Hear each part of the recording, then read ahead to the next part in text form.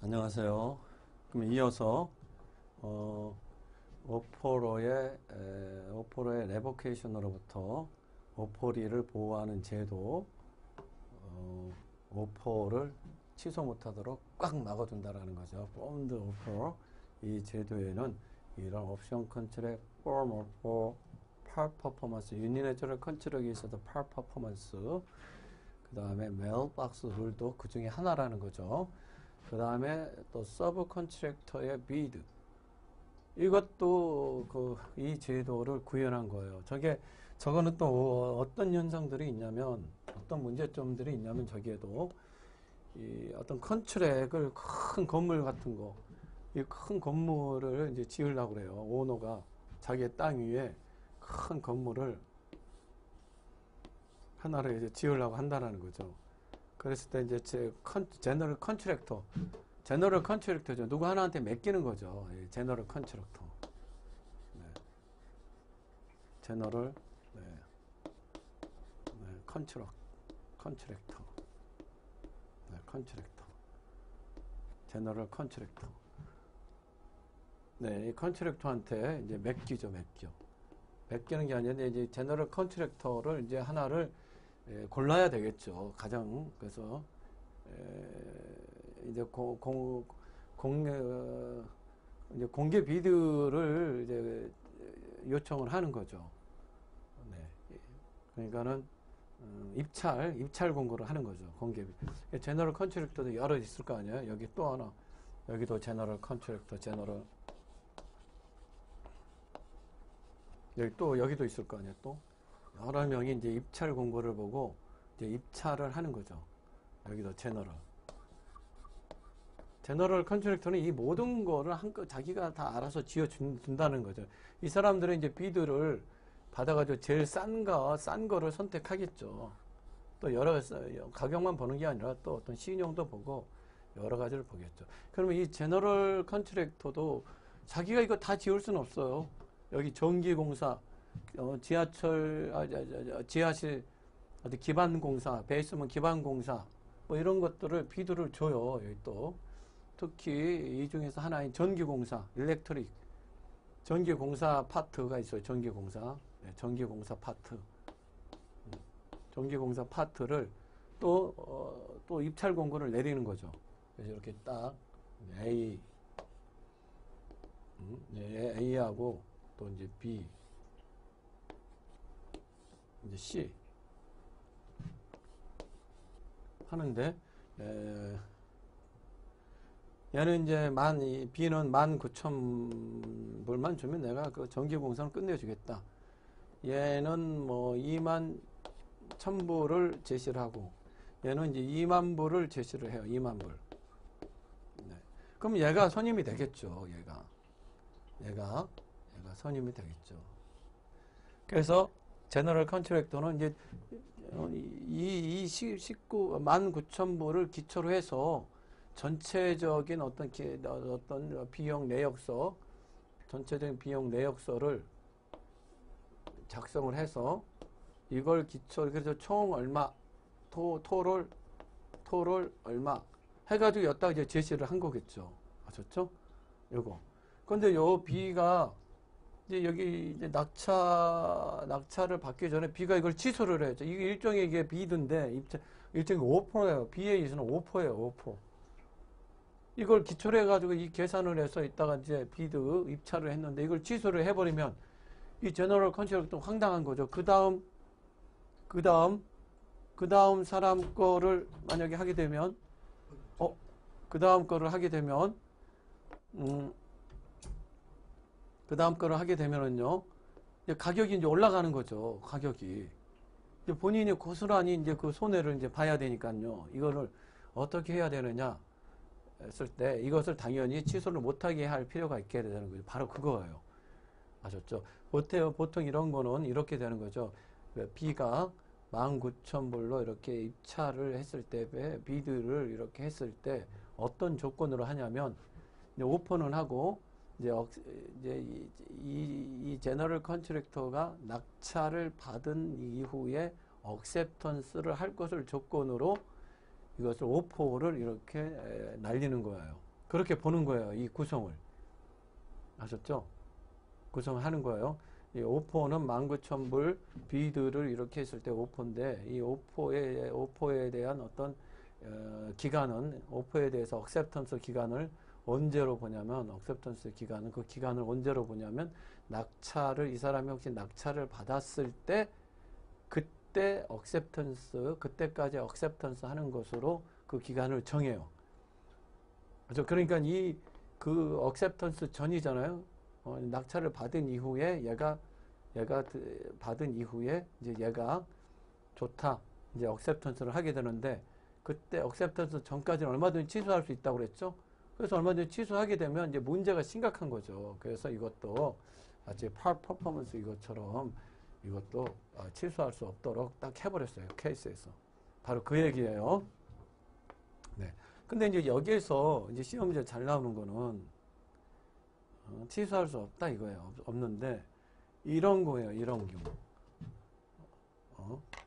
이게 19,000불인데 이 B가 빠뜨렸어요. 일자를 빠뜨렸어요. 일자. 이게 9,000불이에요. 9,000불. 그래가지고 이렇게 이제 비드를 입찰을 했는데 이걸 기초로 해가지고 이거를 했어요. 그러면 이 사람 이거 이제 오퍼를 취소할 수 없어요. 근데 이거 분명히 자기 착오야. 미스테이크예요. 미스테이크. 네, 미스테이크인데 이럴 때는 이게 취소할 수 있다라는 거예요. 이럴 때. 그 취소할 수 있는 근거는 뭐냐면 이게 바로 미스테이크예요. 이게 유니내처럴 미스테이크. 유니내처럴 미스테이크는 뭐예요? 뒤에서 배우겠지만 디펜스에서 유니내처럴 미스테이크는 이제 한 사람만 미스테이크가 있는 거죠. 얘가 이제 미스테이크가 있었고 얘는 그 미스테이크가 있는지 몰랐어요. 근데 몰랐을 때는 이 미스테이크를 일으킨 사람은 이것을 빨리 오퍼를 빨리 취소하기를 원하는 거고 미스테이크를 몰랐던 사람은 그냥 계약을 계속 유지하려고 할 필요성이 있겠죠. 그럼 누구의 입장을 대변할 것이냐? 그랬을 때 이것은 이러한 단순한 유니너럴 미스테이크는 취소할 수 없어요. 다만 이제 얘가 지금 미스테이크를 일으키고 있다라는 것을 알았거나 알 수 있었을 때에 한해서 미스테이크를 일으킨 사람이 취소할 수 있어요. 이게 유니너럴 미스테이크 문제예요. 그랬을 때 과연 얘만 착오를 일으켰고 얘는 뭐 9,000불 그대로 믿고 했으니까 착오 필요 없어요. 원래는 취소할 수 없지만 얘의 어떤 신뢰를 보호하기 위해서 다만 얘가 미스테이크를 일으켰다는 걸 알았거나 알 수 있었을 때는 취소할 수 있게 해줘요. 보이더보. 근데 보자. 이게 얘가 미스테이크를 일으켰는지 알았거나 알 수 있었는지를 보자고요. 보통 이러한 전기공사는 최소한 2만 불 내외가 돼야 돼요. 근데 9,000불이다. 이거는 말이 안 되라는 거야, 이게. 충분히 9,000불 이거 보면 얘가 잘못 적었구나. 충분히 알 수 있었어요. 이랬을 때는 B는요, 이거 취소할 수 있습니다. 여기까지 가셔야 돼요. 아셨죠? 이게 이제 19,000불이다. 19,000불 같으면은 유니네처럼 미스테이크 문제가 생기지 않겠죠? 네, 만약에 얘가 29,000불 쓰려고 했는데 이게 19,000불 썼다 미스테이크를 일으켰다 하더라도 얘 입장에서는 얘가 미스테이크를 일으켰는지 알았거나 알 수 있었을 가능성이 전혀 없어요. 네. 그래서 취소할 수는 없는데 취소할 수 없어요. 또 취소할 수 없도록 이제 한 거는 바로 이러한 서브 컨트랙트의 비드에 있어서 이것을 함부로 취소하게 되면 취소는 얼마든 이것도 하나의 오퍼인데 오퍼는 can be revoked directly, indirectly at any time before acceptance라고 해서 얼마든지 취소할 수 원칙적으로. 그러나 이것을 기초로 해서 비드를 또 날려서 기다리고 있는 상황이라 이걸 바꿔버리면 전체가 뿌리가 흔들리기 때문에 이것을 여기도 특별히 이제 취소를 이제 못하도록 이렇게 이제 규정하고 있는 거예요. 이것도 이 사람의 신뢰를 보호하기 위해서. 아셨죠? 그러나 그럼에도 불구하고 취소할 수 있는 경우는 유니네처럴 미스테이크 이 룰이 적용되는 상황이에요. 그래서 9,000불이다. 그러면 이 분명히 미스테이크죠. 얘는 미스테이크. 그렇지만은 얘가 이 미스테이크를 알았거나 알 수 있을 가능성이 있었을 때 한해만 이제 취소할 수 있는 거죠. 아셨죠? 여기까지 이제 가셔야 되는 거예요. 요거 여기까지 하고 그 다음에 우리가 지금 본 거 주소를 잡아보세요. 이 오포 얼마든지 레보케이션 리보크가 가능해요.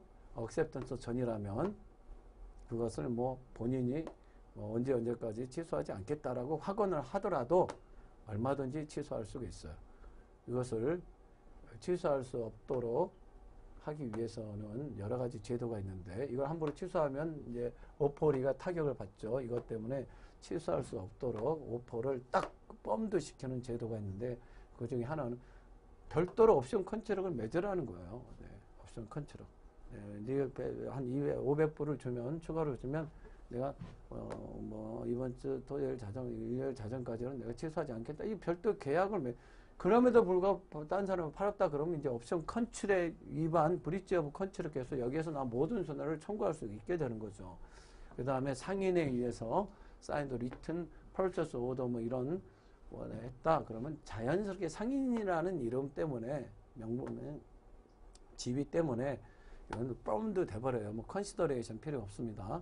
파 퍼포먼스 이게 유니내처럴 컨트롤 오퍼다 그러면 파 퍼포먼스가 있었다. 컴플리트 퍼포먼스가 있으면 컨트롤이 성립되지 않고 거기까지 미치지 않는 파 퍼포먼스, 스타트 오브 퍼포먼스가 있었으면 그것은 옵션 컨트롤이 있는 것으로 봐서 취소하지 못하도록 이게 딱 된다라는 거죠. 그 바이레처럴 컨트롤에서 파 퍼포먼스는 더 나가서 그냥 인프라이드 억셉턴스에서 컨트롤이 있는 것으로 봐버리겠다라는 거고 메일박스 룰 여러분 잘 아시죠? 메일박스 룰 메일박스를 이 우체통에 집어넣는 순간 억셉턴스가 있는 것으로 보겠다. 이렇게 한 취지는 이렇게 하기 취지는 편지가 날아가는 2, 3일 동안에 취소됐을 때 얼마나 황당하겠습니까? 오퍼리를 보호하기 위한 제도지만 메일박스로 발신주의를 성립하기 위한 추가적인 요건은 정상적으로 도착해야 되는 거예요. 정상적으로 오퍼리가 이 억셉턴스를 받아야 되는 거예요. 받았을 때 그 시점을 보내는 시점까지 땡겨주겠다라는 거예요. 땡겨주겠다. 그러니까 왜 실익이 있어요? 땡겨주겠다. 이 억셉턴스 내를 해가지고 1월 7일 날 보냈는데 언제 도착했냐면 1월 9일 날 도착했다라는 거죠. 이게 다 가는 거예요. 오퍼를 1월 1일 날, 1월 6일 날 이제 리버크를 했어요. 그게 1월 8일 날 도착했어요. 이거는 커뮤니케이션 룰이죠. 도달주의 1월 7일 날 했는데 이게 1월 9일 날 도착했다. 1월 9일 날 한 2일 걸려서 제대로 도착했어요.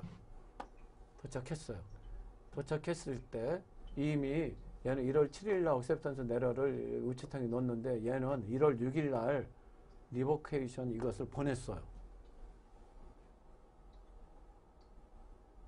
네, 보냈어요. 그랬을 때 이것을 그러니까 이제 1월 6일 날 보냈지만 1월 8일 날 도착해서 얘도 감안해요. 아, 이제 레버케이션은 1월 8일 날 리버크가 되는구나. 그 전에 얘는 억셉턴스 내러를 안 받았어요. 못 받았어요. 그래서 취소된 걸로 이렇게 딱 알고 있는데 1월 8일 있는데 1월 9일 날 갑자기 억셉턴스 내러가 날라왔다라는 거죠. 1월 9일 날. 자기는 이제 1월 8일 날 취소된 걸로 이제 보고 있는데 갑자기 그 다음날 억셉턴스 내러가 날라왔어요. 그러면 이것을 도달주의로 하면 1월 9일 날 이 억셉션 내러를 받은 걸로 보면 1월 9일보다 그 전에 1월 8일 날 레보케이션이 이루어져 이건 리보크가 되는 거죠. 그런데 이제 이것이 이제 메일박스 룰을 적용하면 1월 9일 날 도착했지만 이 보낸 날짜는 1월 7일 날 땡겨가지고 이때 억셉턴스가 효력이 발생하는 거 컨트롤이 성립된 걸로 봐서 본다라는 거. 그래서 1월 8일 날 도착 예견했던 1월 8일 날 이때의 레보케이션은 효력이 없구나. 이렇게 보겠다라는 거예요. 이미 도착을 해야 돼요. 도착을 해야 돼. 도착을 했는데 1월 9일 도착했는데 그 억셉턴스의 효력 발생, 이펙티브한 효력 발생 시기를 이틀 전으로 땡겨서 1월 7일로 보겠다라는 거예요. 아셨죠? 그래서 1월 8일 날 도착한 레버케이션이 이제 효력이 없게 된다.